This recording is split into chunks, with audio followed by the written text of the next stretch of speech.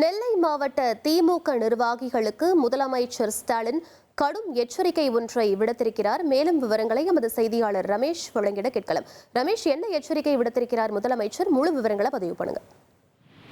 2026 சட்டமன்ற தேர்தலில் திருநெல்வேலி தொகுதியில் திமுகவுக்கு வெற்றி கிடைக்கவில்லை என்றால் திமுக மாவட்ட செயலாளர்கள் உட்பட பலரது பதவிகள் பறிக்கப்படும் அப்படிங்கிற ஒரு எச்சரிக்கையை தான் முதலமைச்சர் மு க ஸ்டாலின் கொடுத்திருக்காரு. அதாவது சட்டமன்ற தேர்தலுக்காக ஒவ்வொரு சட்டமன்ற தொகுதி நிர்வாகிகளையும் முதலமைச்சர் மு க ஸ்டாலின் திமுக தலைமை அலுவலகமான அண்ணா அறிவாலயத்துல சந்திச்சு பேசிட்டு வராரு. அந்த வகையில தான் இன்றைய தினம் திருநெல்வேலி மற்றும் சங்கரன்கோயில் சட்டமன்ற தொகுதி நிர்வாகிகளை முதலமைச்சர் சந்திச்சு கருத்துக்களை கேட்டுக்கிட்டு இருக்காரு.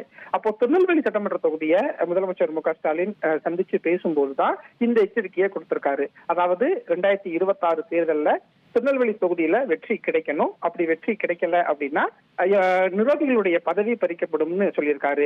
கடந்த 2021 சட்டமன்ற தேர்தல்ல இதே திருநெல்வேலி சட்டமன்ற தொகுதியில தற்போதைய பாஜக மாநில தலைவராக இருக்கக்கூடிய நயினார் நாகேந்திரன் போட்டியிட்டு வெற்றி பெற்று இப்போது திருநெல்வேலி எம்எல்ஏவாக நயினார் நாகேந்திரன் இருக்கிறார்.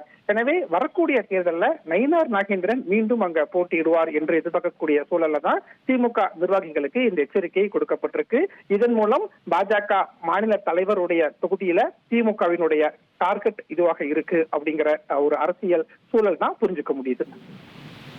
விவரங்களுக்கு நன்றி ரமேஷ். உங்கள் தந்தி ஒன் தொலைக்காட்சியில் அண்ணாமலை தினமும் மதியம் 12 மணிக்கு காண தவறாதீர்கள்.